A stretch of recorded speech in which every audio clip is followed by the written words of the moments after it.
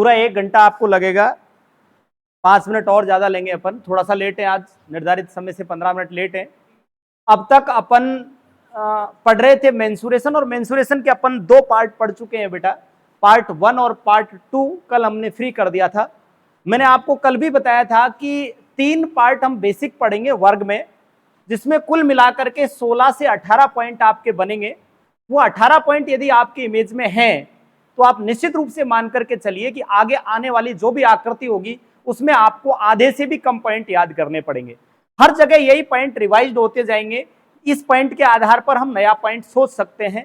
किसी भी आकृति में इन 18 पॉइंट से ज्यादा की थ्योरी कभी बनती नहीं है, वो बनती है तो सुपीरियर लेवल में बनती है, जिसके बारे में एक आध पॉइंट हम बात करेंगे, ज्यादा हम इससे हैवी लेकर के नहीं चलेंगे। तो हमने पार्ट 1 में बेसिक देखा, उसके बाद पार्ट 2 लिया। पार्ट 2 में हमने 6-7 बातें कर ली थी। कौन कौन सी बातें की थी देखते हैं थोड़ा सा। ये बात आपके समझ में आ गई होगी शायद कि वर्ग के विकर्ण एक दूसरे को समद्विभाजित करते हैं।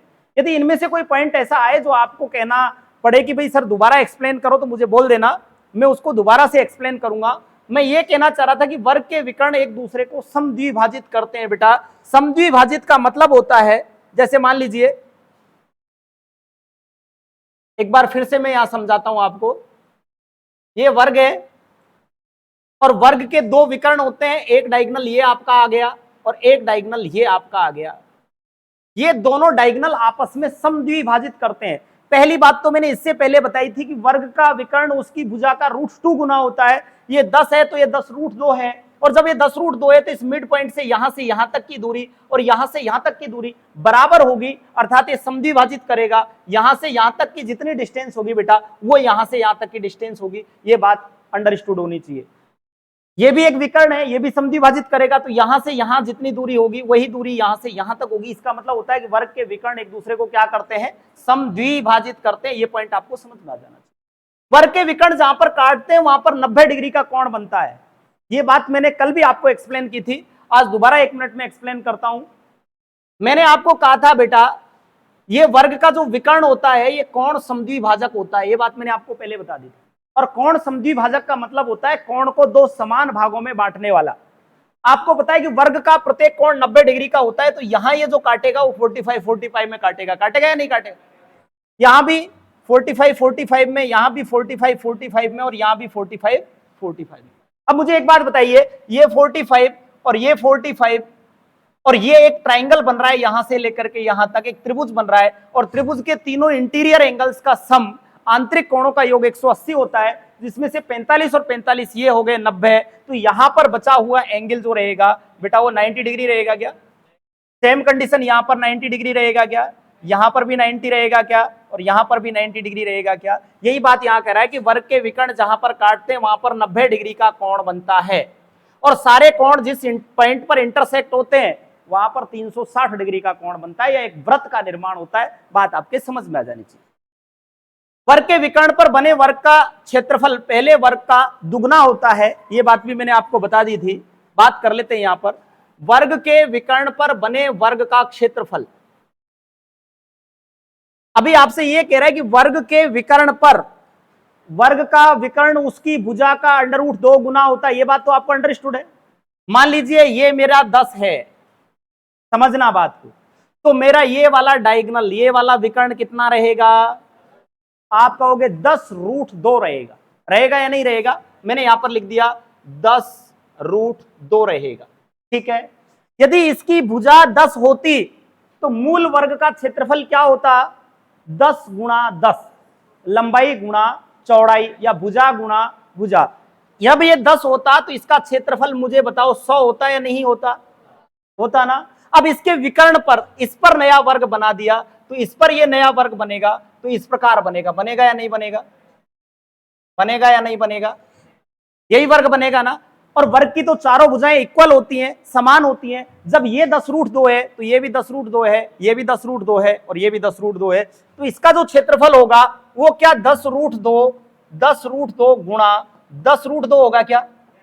10 गुणा 10 100, और √2 गुणा √2 2 आ गया। 2 गुणा 100 करेंगे तो ये क्या आ जाएगा बेटा? यहां जो मूल वर्ग का क्षेत्रफल 100 था, इससे कितना गुना हो गया?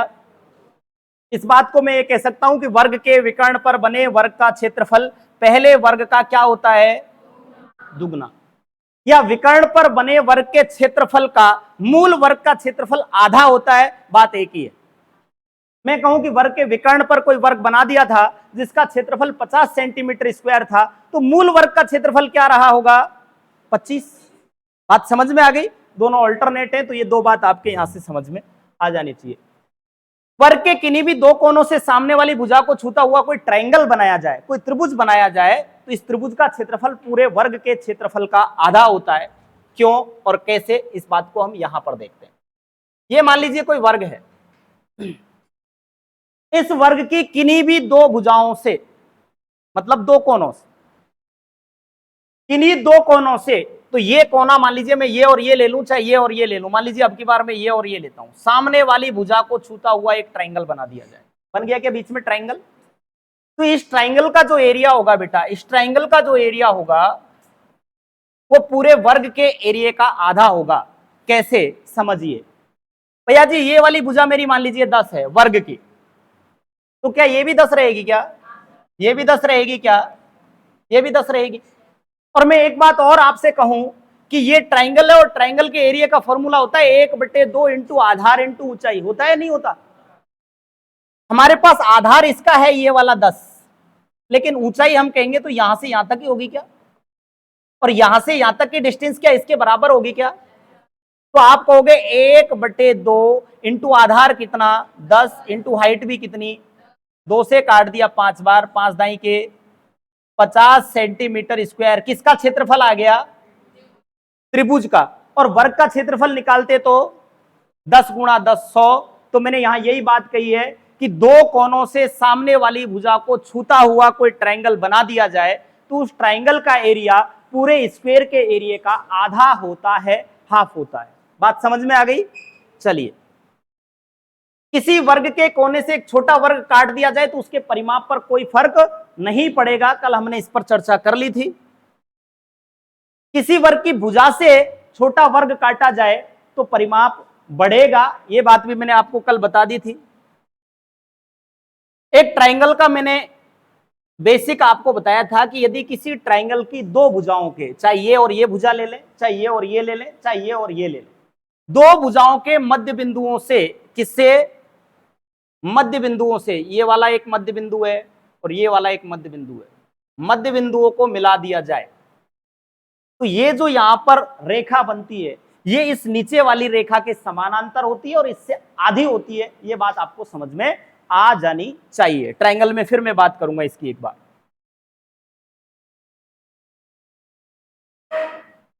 फिर हमने देखा था किसी वर्ग के सभी भुजाओं के मध्य बिंदुओं को मिला दे तो बनने वाली आकृति वर्ग होगी। इसी थ्योरिज्म से हमने समझने का प्रयास किया था और उसको हमने समझ करके देखा था कि किस प्रकार होगा।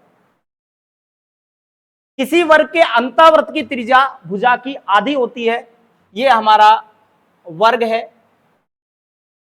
इस वर्ग के अंदर यदि मान लीजिए कोई वृत्त बना हुआ है, क्या बना हुआ है बेटा, और वृत्त बना हुआ होगा तो चारों भुजाओं को छूता हुआ होगा। ये वर्ग मान लीजिए मेरा वर्ग की ये वाली भुजा है ए, क्या है, ए, तो इसकी जो त्रिज्या होगी वो भुजा का आधा होगी। क्यों होगी? क्योंकि यहां से यहां तक की डिस्टेंस जो है इसकी वो भी ए के बराबर होगी। और मैंने आपको बता रखा है कि सेंटर पॉइंट से सरकमफ्रेंस तक की दूरी को त्रिज्या कहा जाता है। तो क्या जब ये पूरी व्यास इसके बराबर है तो त्रिज्या इसकी आधी होगी या नहीं होगी? तो इसकी त्रिज्या a/2 होगी, होगी या नहीं होगी? यही बात मैं यहां कह रहा हूं, किसी वर्ग के अंतःवृत्त की त्रिज्या उसके भुजा की क्या होती है, और व्यास भुजा के बराबर होता है। ये बात मैंने यहां पर बताई है, अंतःवृत्त का व्यास भुजा के बराबर होता है। ये बात भी आपको समझ में आ जानी चाहिए। चलिए, किसी वर्ग के परिवृत्त की त्रिज्या, परिवृत्त का मतलब होता है बाहर कोई वृत्त बना दिया जाए। ये मान लीजिए मेरा वर्ग है और इस वर्ग के बाहर कोई मैं वृत्त बना दूं जो इसकी चारों भुजाओं को छूता हुआ हो, तो उसकी जो त्रिज्या होती है वो विकर्ण का आधा होती है। क्योंकि हम देखेंगे व्यास की बात करें तो व्यास यहां से यहां तक रहेगा क्या, व्यास परिधि से परिधि तक की दूरी जो कि सेंटर पॉइंट से गुजरती है क्या कहलाती है, व्यास। और वर्ग के हिसाब से देखूं तो ये लाइन क्या है, विकर्ण है, और विकर्ण भुजा का कितना गुना होता है, √2 गुना होता है।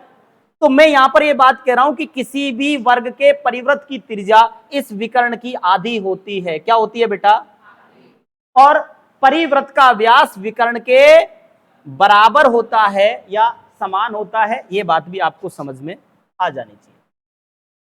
किसी वर्ग के अंतःवृत्त का क्षेत्रफल और परिवृत्त के क्षेत्रफलों का अनुपात 1:2 होता है। यहां से बहुत अच्छे सवाल बनते हैं, आप अलग अलग दोनों चीजों को देखने का प्रयास करेंगे।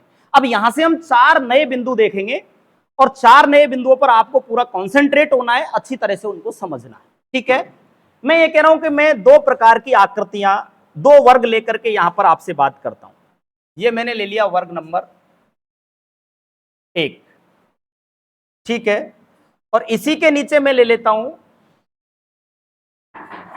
वर्ग नंबर 2। समझ लेना दोनों को। यदि इसी वर्ग के अंदर कोई वृत्त बना दूं तो उसको तो कहेंगे अंतःवृत्त। क्या कहेंगे बेटा, इसके अंदर मैंने एक वृत्त बना दिया, एक सर्कल बना दिया जो इसकी चारों भुजाओं को छूता हुआ है। ये देख लीजिए, ये एक सर्कल बन गया, तो इसको तो हम नाम देंगे अंतःवृत्त। और इसके यदि चारों भुजाओं के बाहर कोई वृत्त बना दिया जाए, बाहर छूता हुआ, ये तो हो गया हमारा अंतःवृत्त। 1 मिनट, इस शेप को मैं इसके पास में ले लेता हूं, छोटा ले लेंगे थोड़ा सा। ये तो हो गया इसका अंतःवृत्त। बाहर नहीं निकलेगा, जल्दीबाजी में बाहर निकल जाए तो आप ये मत सोचना कि बाहर निकाल दिया सर ने, ना। और ये हो गया इसका परिवृत्त। क्या हो गया, परिवृत्त, छूता हुआ रहेगा, ये बात ध्यान रखना आप, ठीक है। समझ लीजिए थोड़ा सा। किसी वर्ग के अंतःवृत्त का क्षेत्रफल, अंतःवृत्त का क्षेत्रफल आप चाहो तो सीधे सवाल से निकाल सकते हैं, या फिर कोई भी एक अल्फाबेट मान करके मैं निकाल सकता हूं। मान लीजिए ये वाली मेरी वर्ग की भुजा यहां से यहां तक 14 सेंटीमीटर है। कितनी है, 14 सेंटीमीटर। वर्ग की भुजा मैंने यहां भी 14 मानी है, तो मैं यहां भी 14 ही मानूंगा, ठीक है। अब इसका मैं अंतःवृत्त का जो वृत्त बना हुआ है उसका क्षेत्रफल मुझे निकालना है। यहां 3 इंपॉर्टेंट बातें बनेंगी। बात नंबर पहली, वर्ग का क्षेत्रफल कितना होगा। बात नंबर दूसरी, वृत्त का क्षेत्रफल कितना होगा। बात नंबर तीसरी, बचे हुए भाग का क्षेत्रफल कितना होगा। 3 इंपॉर्टेंट सवाल बनते हैं।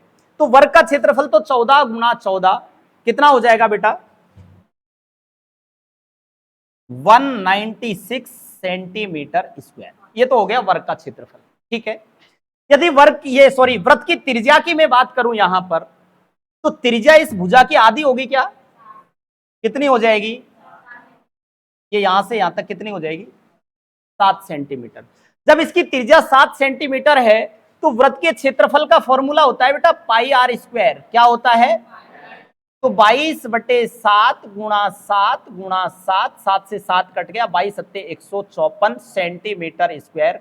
इसका क्या आ जाएगा, क्षेत्रफल आ जाएगा। किसका, वृत्त का, अंतःवृत्त का क्षेत्रफल आ जाएगा कितना, 154 सेंटीमीटर स्क्वायर। एक बात यहां पर नोटिस करना, कई बार ना तो इसका क्षेत्रफल पूछता है ना इसका क्षेत्रफल पूछता है, वो इस वाले पार्ट को डार्कन कर देता है, इस वाले पार्ट को डार्कन कर देता है, और ये कहता है कि छायांकित भाग का क्षेत्रफल बता दीजिए। तो हमें पता है बेटा पूरे वर्ग का क्षेत्रफल कितना है, 196।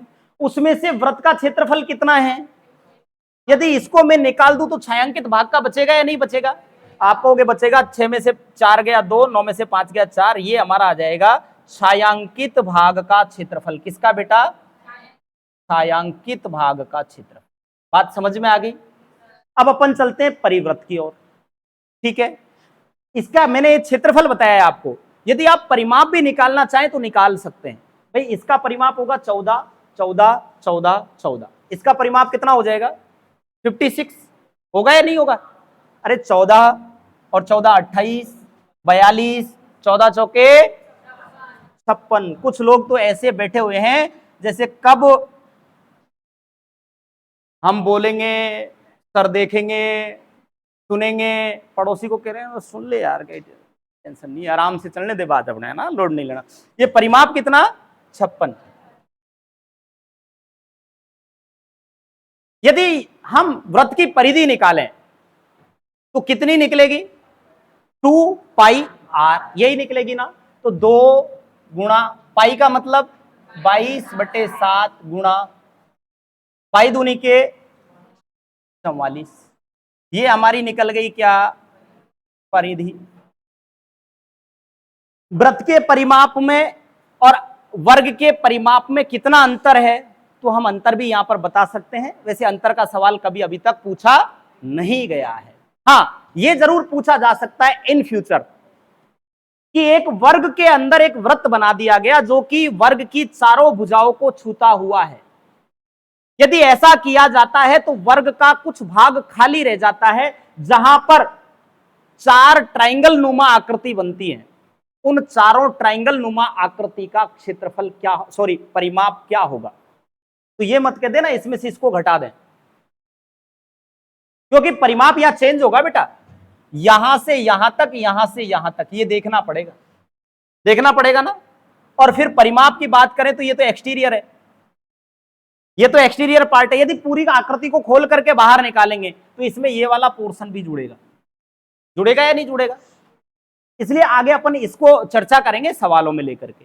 यहां पर यदि मैं बात करूं तो मैंने माना है इसकी भुजा है 14, तो इसकी भी भुजा कितनी है बेटा, 14 है। तो बताओ उसका विकर्ण कितना होगा, 14√2, क्योंकि विकर्ण भुजा का √2 गुना होता है। ये 14√2 होगा तो त्रिज्या कितनी हो जाएगी, 7√2, आधी होगी या नहीं होगी, हो गई ना।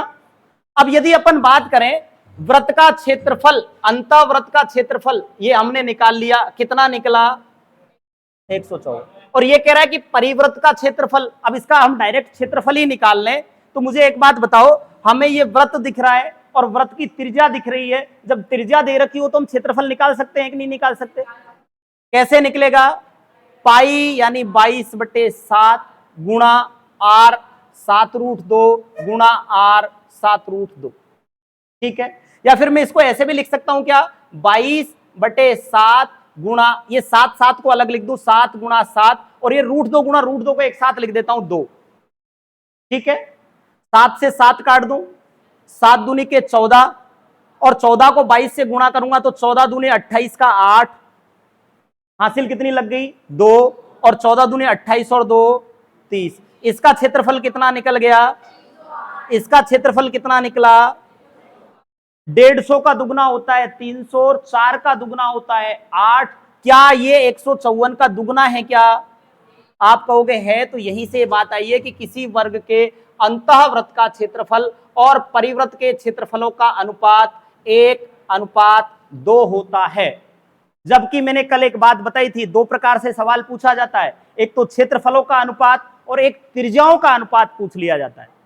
तो त्रिज्याओं का अनुपात देखें तो भैया इसकी त्रिज्या कितनी है और इसकी त्रिज्या कितनी है, तो इनका जब हम अनुपात निकालेंगे तो 7:7√2 करेंगे, 7 से 7 कट जाएगा, 1:√2। ये किसका अनुपात है, त्रिज्याओं का। तो 2 प्रकार के सवाल बनते हैं, किसी वर्ग के अंतःवृत्त के क्षेत्रफल और परिवृत्त के क्षेत्रफलों का अनुपात तो होता है 1:2, और किसी वर्ग के अंतःवृत्त की त्रिज्या और परिवृत्त की त्रिज्या का अनुपात होता है 1:√2।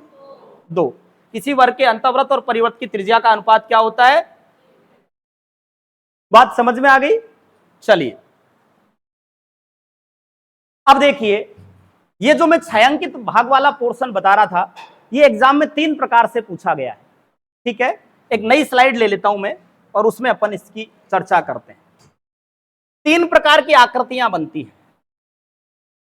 ये मान लीजिए कोई वर्ग है, ठीक है, और इस वर्ग के अंदर जो अभी मैंने थोड़ी देर पहले बनाया था, ऐसा कोई अंतःवृत्त बना दें जो इसकी चारों भुजाओं को छूता हुआ।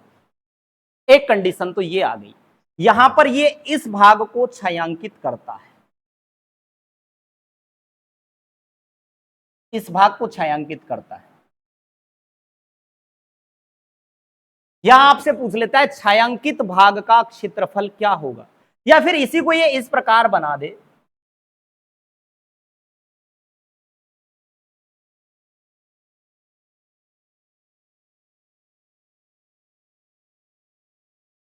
और यहां पर इस भाग को डार्कन कर दें।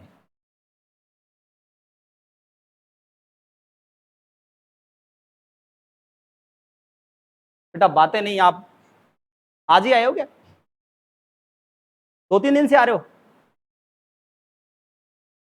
हैं?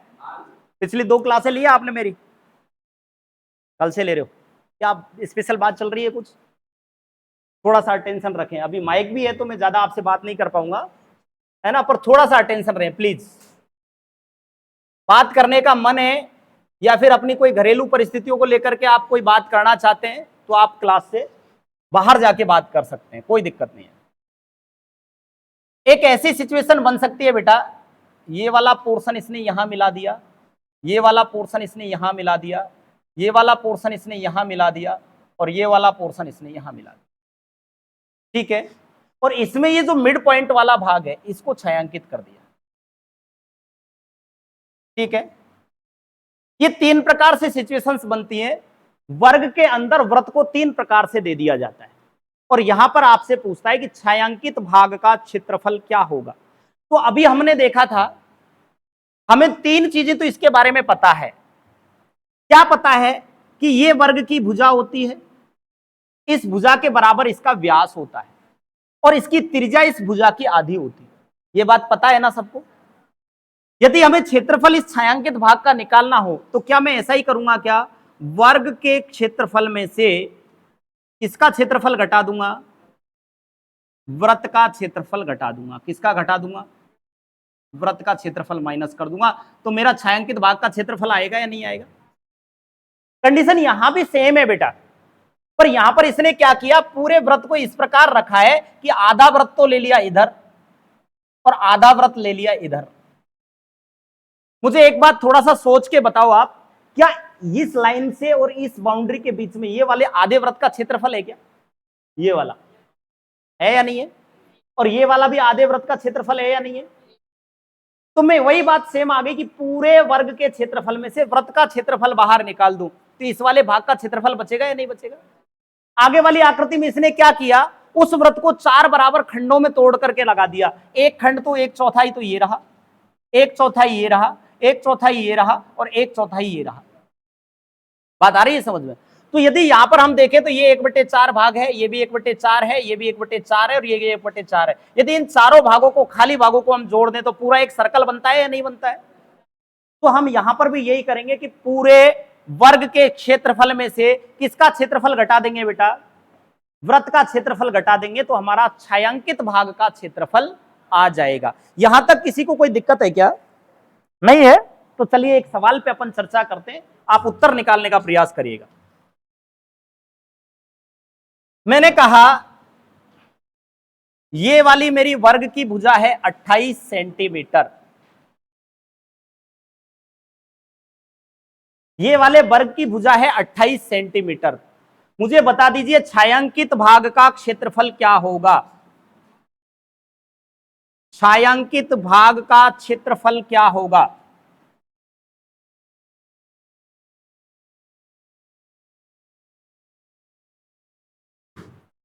ये वाली मेरी भुजा है वर्ग की 28 सेंटीमीटर। तो अब मैं पूछ रहा हूं आपसे छायांकित भाग का क्षेत्रफल।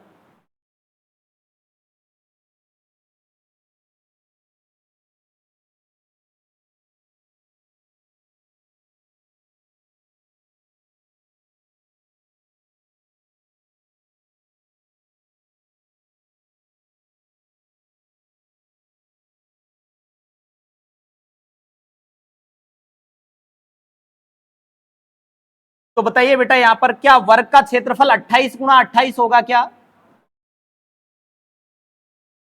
28 गुणा 28 करते हैं तो हमें मिलता है 784 सेंटीमीटर स्क्वायर, ठीक है। जब हम बात करेंगे इसकी वृत्त की, वृत्त का क्षेत्रफल निकालने की, तो इसकी जो त्रिज्या है ये भुजा की आधी होगी या नहीं होगी? ये 28 है तो क्या ये 14 होगी या नहीं होगी? और जब ये 14 होगी तो हमारा फॉर्मूला है पाई आर स्क्वायर, 22/7 गुणा 14 गुणा 14, ठीक है। 7 से काट देंगे 2 बार, 14 दूनी के 28 गुणा 22, 22 अट्ठे 176, 17 44 और 7 51 और 10 61। ये हो जाएगा बेटा वृत्त का क्षेत्रफल, हो जाएगा हमारा 616 सेंटीमीटर स्क्वायर। इसमें से इसको घटा देंगे तो हमारा छायांकित भाग का क्षेत्रफल निकल जाएगा। 14 में से 6 गए 8, 7 में से 1 गया 6 और 7 में से 6 गया 1, 168 सेंटीमीटर स्क्वायर। ये हमारा छायांकित भाग का क्षेत्रफल है। और ये छायांकित भाग का क्षेत्रफल चारों पोर्शंस में बराबर बटा हुआ है। ये बात भी ध्यान रखना आप, इधर वाला इधर वाला इधर वाला इधर वाला, प्रत्येक भाग का क्षेत्रफल पूछे तो 4 का भाग दे दे। बात आ गई समझ में? चलिए चलें थोड़ा सा नेक्स्ट चलें अपन।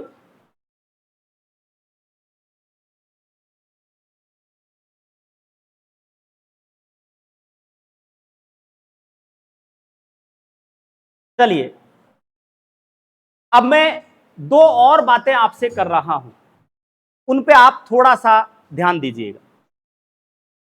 दोनों बातें बेहद इंपॉर्टेंट है और थोड़ा सा अच्छे लेवल की बात है, अपने लेवल से अपन चलते हैं। तो देखिए, यदि इस प्रकार से एक वर्ग दे दिया जाए, ध्यान से समझना बेटा, समझ में नहीं आए मैं 2 बार समझा दूंगा 3 बार समझा दूंगा, थोड़ी सी थ्योरिज्म क्लिष्ट है पर उसको थोड़ा सा ध्यान से समझिएगा।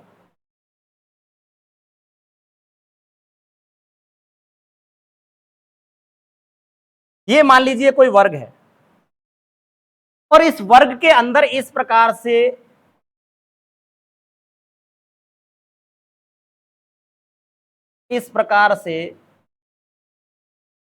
कोई लीफ बना दी जाती है, कोई पत्ती बना दी जाती है।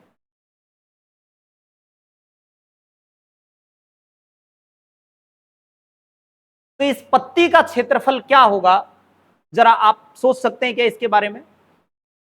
मैं थोड़ा सा एक्स्ट्रा ऑर्डिनरी लेकर के चल रहा हूं आपको। अपना लेवल जो था अपन ने उसका बेसिक अब तक पढ़ लिया, अभी मैं 2 बातें थोड़ा सा एक्स्ट्रा लेवल की आपसे कर रहा हूं, तो थोड़ा सा आप इस पे विचार विमर्श करिए, नजर डालिए कि भाई इसमें क्या हो सकता है इसका क्षेत्रफल। मान लीजिए एक सवाल से अपन लेकर के चलें, तो मैं यहां पर एक बात कहूं आपसे, मान लीजिए ये वाली मेरी भुजा है ए, ठीक है, या कोई आप चाहो तो चलिए इसको मैं एक सवाल से ले लेता हूं। ये वाली मेरी भुजा मैंने दे दी 14 सेंटीमीटर स्क्वायर और आपसे पूछ लिया पत्ती का क्षेत्रफल क्या है। एग्जाम में सवाल आएगा ए बी सी डी एक वर्ग है जिसके 2 विकर्णते बिंदुओं को मिलाते हुए एक पत्ती नुमा आकृति बनाई गई है जिसको छायांकित भाग द्वारा दर्शाया गया है। तो बताइए छायांकित भाग वाली पत्ती का क्षेत्रफल कितना है, पहला सवाल। तो बताइए बिना छायांकित वाले भाग के वर्ग का क्षेत्रफल कितना है। 2 सवाल यहां से इंपॉर्टेंट बनते हैं। थोड़ा सा इसको मैं खोल करके आपको समझाने का प्रयास करता हूं, थोड़ा सा आप इधर ध्यान देना, जहां समझ में नहीं आए मेरे को रोक देना, थोड़ा सा समझना। देखिए ये मैंने ऐसे के ऐसा ही एक वर्ग बना दिया, ठीक है। इस वर्ग के मैं केवल अभी एक पोर्शन की बात करूं कि यहां से यहां तक का पूरा देख लेते हैं हम क्या रहेगा। तो क्या मुझे पहले तो एक बात बता दीजिए, ये वाला पोर्शन यहां से यहां तक जो चल रहा है ये कंप्लीट एक सर्कल का चौथा भाग है क्या? ये कंप्लीट एक सर्कल होता, उस सर्कल का चौथा भाग है या नहीं है? कुल मिलाकर के मैं एक बात कहूं तो मैंने एक बात आपको बताई थी, कब? जब मैंने ये चालू किया था तब मैंने क्या बात बताई थी आपको? मैंने ये बताया था, ये बात मैंने बताई थी आपको कि दो त्रिज्याओं तथा एक चाप से घिरा हुआ भाग त्रिज्याखंड कहलाता है। बताया था क्या जब मैं वृत्त की बात कर रहा था तब? तो ये एक चाप हो गया और ये 2 त्रिज्याएं हो गई, क्योंकि ये इसका मिड पॉइंट रहेगा सर्कल का और ये पूरा सर्कल इस मिड पॉइंट से घूम करके आएगा। आएगा या नहीं आएगा बताइए? मान लीजिए ये यहां से यहां तक की डिस्टेंस इसने मुझे 14 दे रखी है। कितना दे रखी है? 14 दे रखी है। तो ये वृत्त की त्रिज्या रहेगी या नहीं रहेगी? और ये वाली भी वृत्त की त्रिज्या रहेगी या नहीं रहेगी? और मैंने आपको बताया था कि कंप्लीट सर्कल जो होता है वो होता है 360 डिग्री का। कितने डिग्री का? 360 डिग्री का जब सर्कल होता है तो उसका क्षेत्रफल होता है बेटा पाई आर स्क्वायर। यदि वही सर्कल 1 डिग्री का बनाया जाए तो उसका क्षेत्रफल होगा पाई आर स्क्वायर बटे 360। अब जितने डिग्री का चाहें हम निकालना, उसको उतने से ही गुणा कर देंगे। तो क्या वर्ग की प्रत्येक कोना जो है 90 डिग्री का होता है क्या? तो इसको मैं 90 डिग्री से गुणा कर दूंगा क्या? 9 एकम 9 और 9 चौके 36। क्या ये मेरा पाई आर स्क्वायर बटे 4 हो गया क्या? इस वाले भाग का क्षेत्रफल। बोलो होगा या नहीं होगा? होगा या नहीं होगा? यहां तक बात समझ में आ गई? एक बार फिर रिपीट कर दूंगा, अभी यहां समझिए आप। तो इसका हम क्षेत्रफल निकाल लेते हैं इस फॉर्मूले से। ये फॉर्मूला नया बन गया इस वाले के लिए। तो पाई का मतलब है 22/7 गुणा 14 गुणा 14 बटे, यही होगा क्या? 7 एकम 7 दूनी के 2 एकम 2 दूनी के 2 एकम 2 2 सत्ते 14, 22 गुणा 7 करेंगे तो आप ये कहेंगे, बोला गुरुजी इस वाले क्षेत्र का क्षेत्रफल 154 सेंटीमीटर स्क्वायर है। बोलो है या नहीं है ना? यहां तक बात समझ में आ गई? चलो आगे वाले को अपन थोड़ा सा रोटेट करके इधर ले लेते हैं। ये वाली बात आपके समझ में आ गई, इसको भी दिखना चाहिए। ठीक है, इसको मिटा देता हूं 1 मिनट के लिए। यहां तक कोई दिक्कत है क्या किसी के? नहीं है ना? एक बार रिपीट कर दूंगा, आप थोड़ा सा देखिए। अब की बार मैंने इस वर्ग को ऐसे लिया और मैंने केवल ये वाला पोर्शन लिया।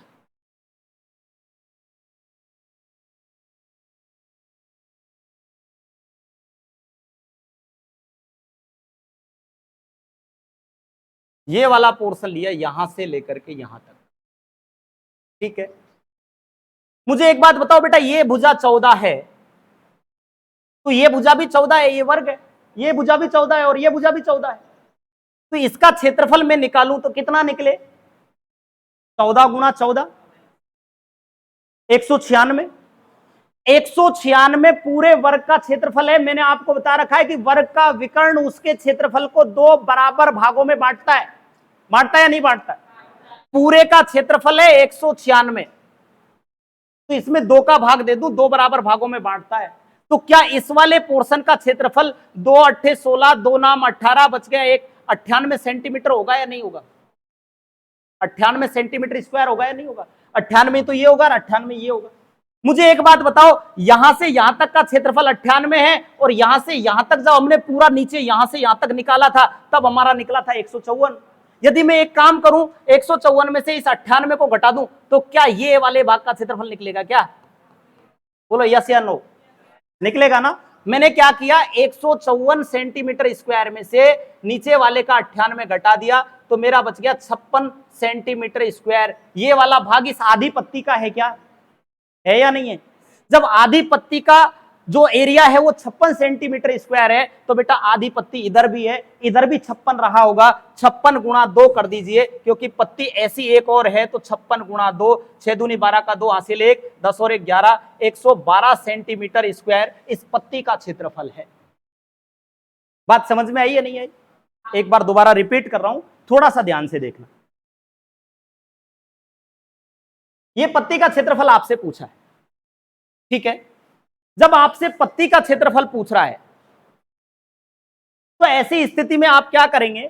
पत्ती का क्षेत्रफल निकालने के लिए सबसे पहले मैंने इसके केवल ये वाले भाग का, यहां से यहां तक का, ऊपर ब्लैक लाइन से नीचे नीचे तक का एरिया निकाला। मुझे पता है कि ऊपर ब्लैक लाइन से यहां से लेकर के ये वाली लाइन, सॉरी, यहां से लेकर के ये वाली लाइन, ये वाली लाइन और ये वाली लाइन मिलकर के एक वृत्त का चौथा भाग बनाती है, चतुर्थांश वृत्त बनाती है, क्योंकि 90 डिग्री का है।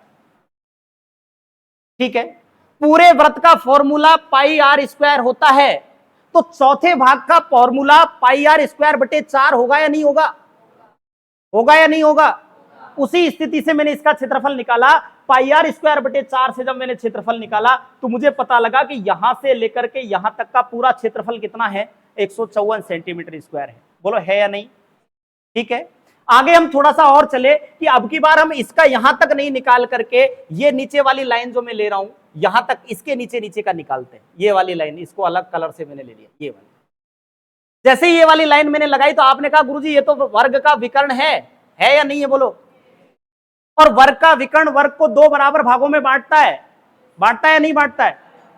जब पूरे वर्ग का क्षेत्रफल 14 गुणा 14 रहेगा तो इस आधे वर्ग का क्षेत्रफल आधा रहेगा, क्योंकि विकर्ण के इधर भी आधा और विकर्ण के उधर भी आधा।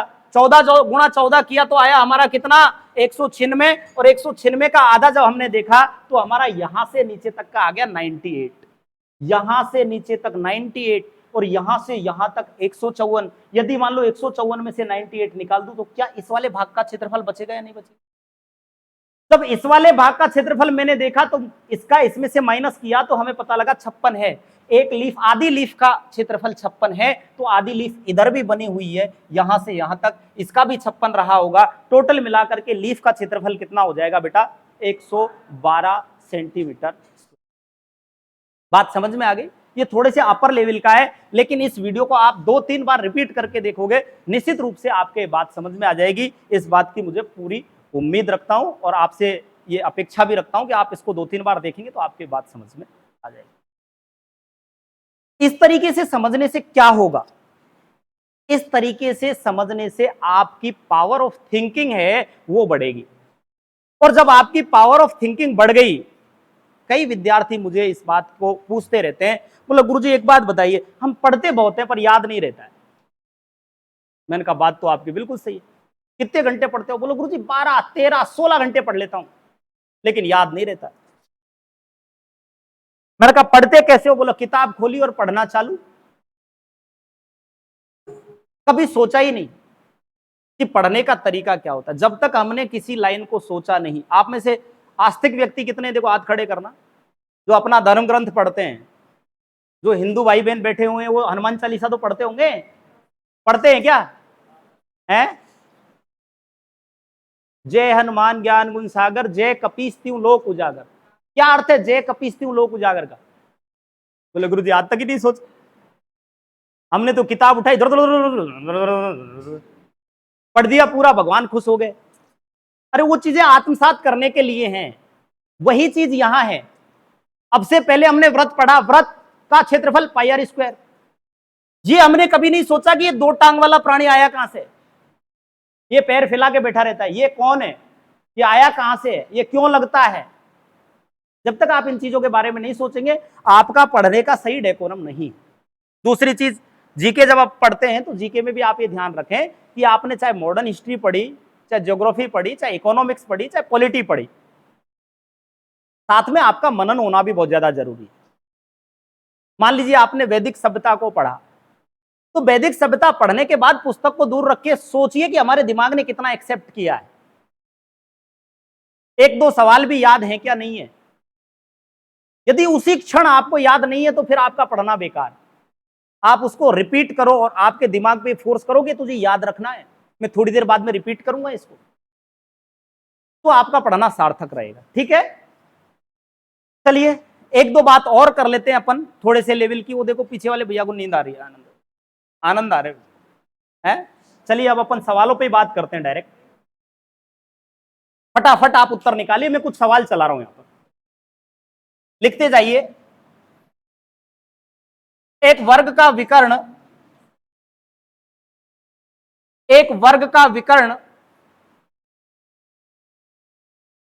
12√2 सेंटीमीटर है। एक वर्ग का विकर्ण 12√2 सेंटीमीटर है। वर्ग का परिमाप क्या होगा? एक वर्ग का विकर्ण 12√2 सेंटीमीटर है, वर्ग का परिमाप क्या होगा?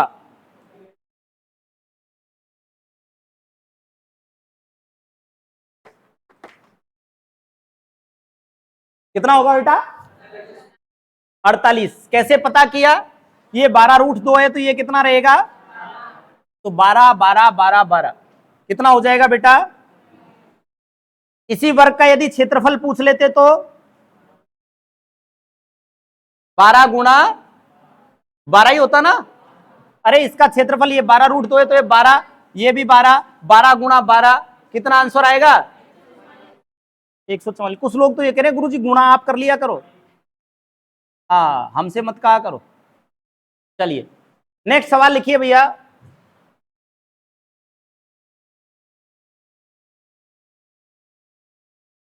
किसी वर्ग का विकर्ण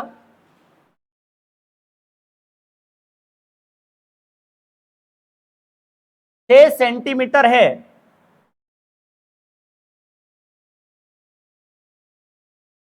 उस वर्ग का क्षेत्रफल क्या होगा?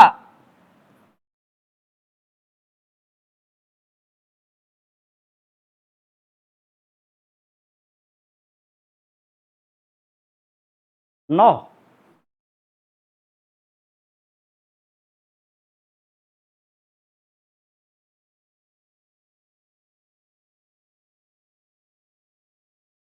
नौ किसने बताया है? गलत है, एक बार दोबारा सोचिए। 144। आनंद ही कर दिए यार भैया है।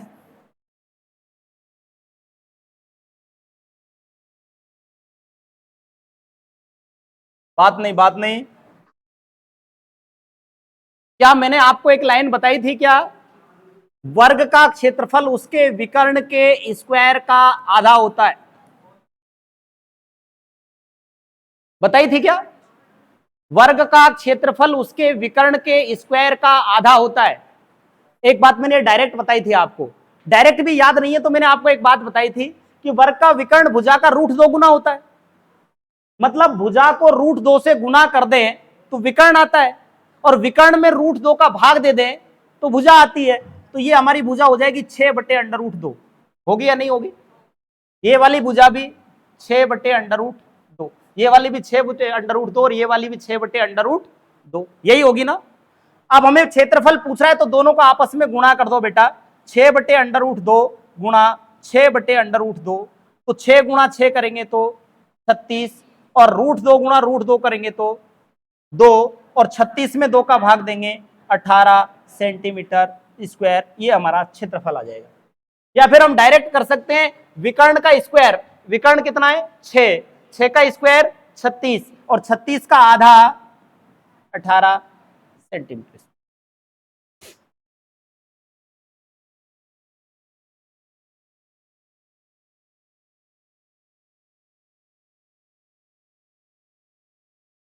बात समझ में आ गई? चलिए एक सवाल और करिए।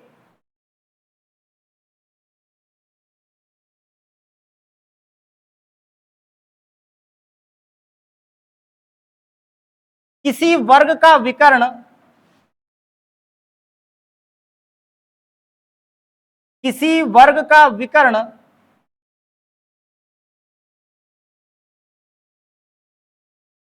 7 सेंटीमीटर है, उस वर्ग का क्षेत्रफल क्या होगा?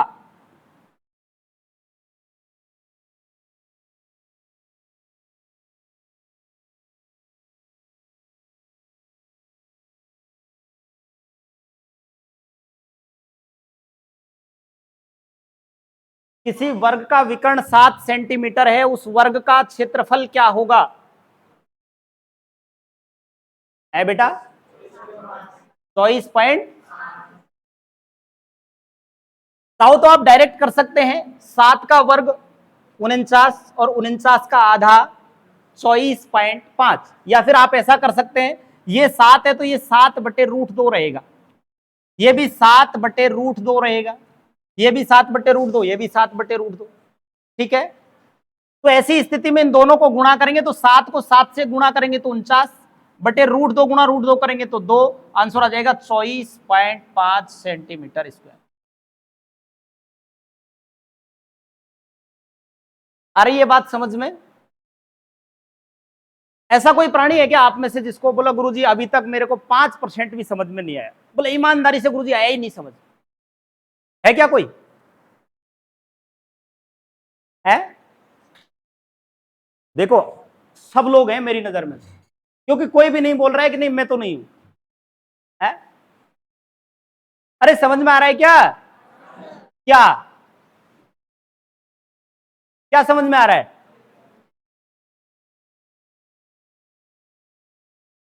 क्या होगा रे आपका यार? चलिए, कई बार सवाल को इस प्रकार से देता है, देखिए लिखिए, किसी वर्ग की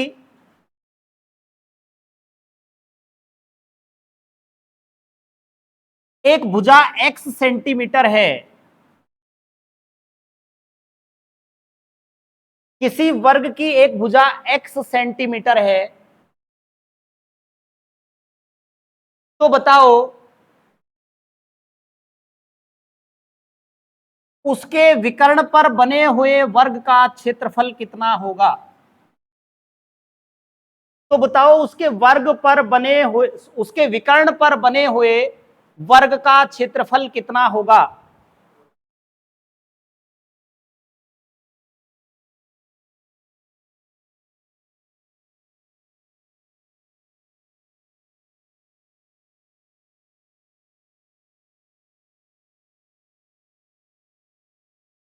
टू एक्स स्क्वायर।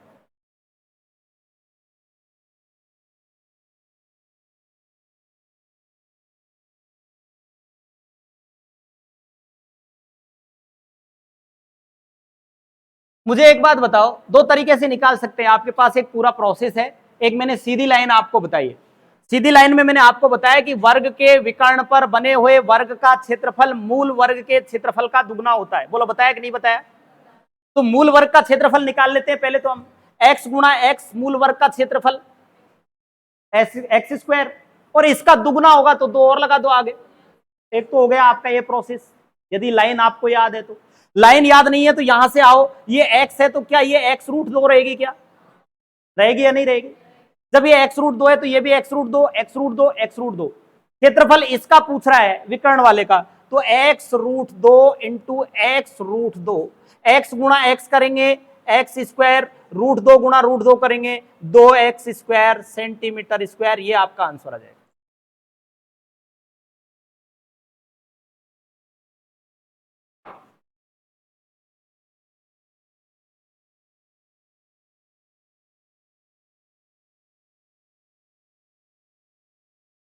अब की बार जिसने सवाल बता दिया उसके पूरी तरह से बात समझ में आ गई सारी के सारी। चलिए नया सवाल, मिटा दूं इसको। एक वर्ग का विकर्ण, विकर्ण से ज्यादा सवाल आते हैं इसलिए मैं विकर्ण बार बार ले रहा हूं। एक वर्ग का विकर्ण a प्लस बी सेंटीमीटर है,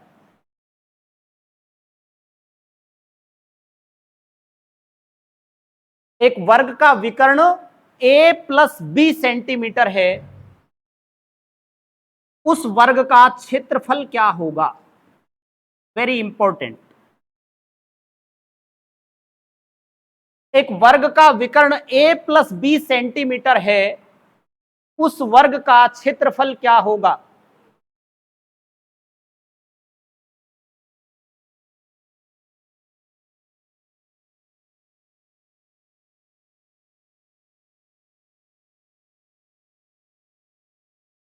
a square plus b square upon 2।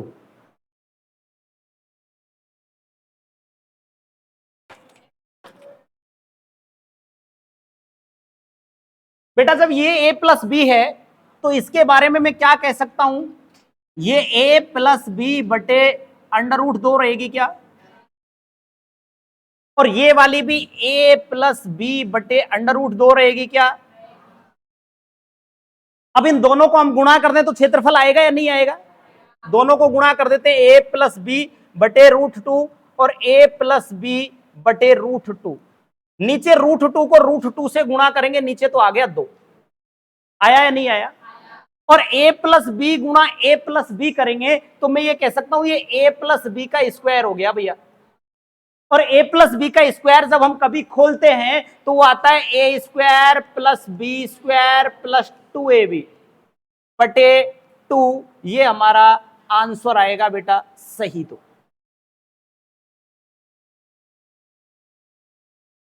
बात समझ में आ गई?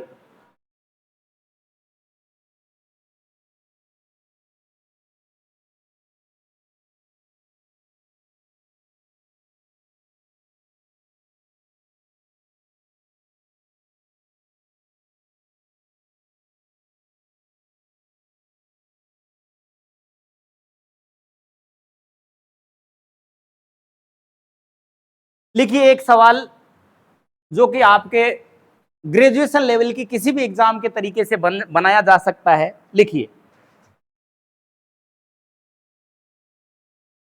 लिखिए एक तार की लंबाई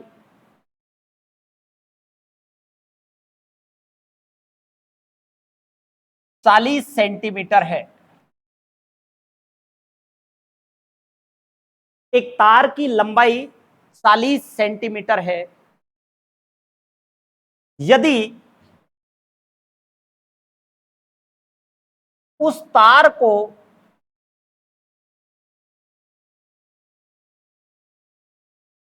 वृत्ताकार रूप में मोड़ दिया जाए, सॉरी वृत्ताकार को काट दीजिए, वर्गाकार कर दीजिए। अभी उस तार को वर्गाकार रूप में मोड़ दिया जाए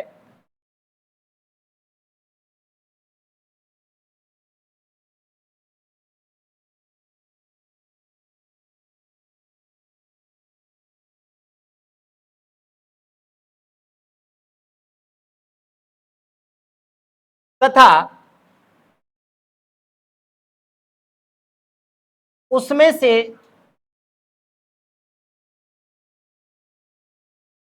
4 सेंटीमीटर का टुकड़ा काट दिया जाए।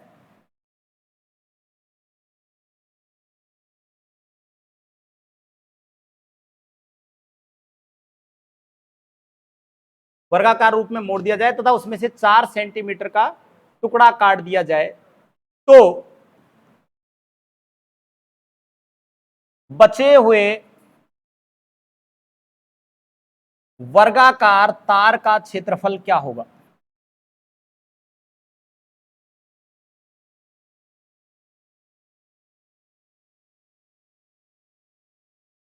ऐसे सवाल किसी भी पुस्तक में आपको नहीं मिलेंगे। ये सवाल एग्जामिनर अपने मन से बनाता है, जैसे मैं अपने मन से बना रहा हूं। बात समझ में आ रही है? एक तार था जिसकी लंबाई थी 40 सेंटीमीटर। ये इतना लंबा तार था 40 सेंटीमीटर। समझना बात। ये कह रहा है कि इस तार को उसको वर्गाकार रूप में मोड़ना है। किसमें मोड़ना है? मोड़ दिया जाए, इसको मोड़ना है ऐसे लिख लेना। तथा उसमें से 4 सेंटीमीटर का टुकड़ा काट दिया गया। ये 4 सेंटीमीटर का टुकड़ा काट करके अलग फेंक दिया, भैया ये खराब हो गया। 40 सेंटीमीटर का तार था, 4 सेंटीमीटर काट दिया, कितना बच गया? 36 सेंटीमीटर। और उसको एक वर्ग के रूप में मोड़ दिया। ये लो भैया, ऐसे मोड़ दिया एक वर्ग के रूप में। मुड़ गया? मुड़ा या नहीं मुड़ा? बेटा मुझे एक बात बताओ, तार को मैं यहां से यहां तक वापस खोलूंगा, यूं यूं यूं जो मोड़ा हुआ है उसको खोलूंगा तो ये 36 सेंटीमीटर लंबाई होगा क्या? मान लीजिए इस वर्ग की भुजा ए है, तो ये वाली भुजा भी ए, ये वाली भुजा भी ए, ये वाली भुजा भी ए। यदि इसका परिमाप में देखूं तो ए ए ए ए 4 होगा, और इसको लंबा खोल दूं तो ये 36 सेंटीमीटर, ये भी इसका परिमाप लंबा हो जाएगा। तो 4a बराबर है 36 के। ए का मान क्या आ गया? 9। इस भुजा की माप क्या आ गई? 9 सेंटीमीटर आई या नहीं आई? भुजा की माप 9 सेंटीमीटर है। तो अब हमें पूछ रहा है वर्गाकार तार का क्षेत्रफल क्या होगा। हमसे ये वाला पोर्शन पूछ रहा है। तो 9 गुणा 9 बराबर 81 सेंटीमीटर स्क्वायर। ये आपका आंसर है।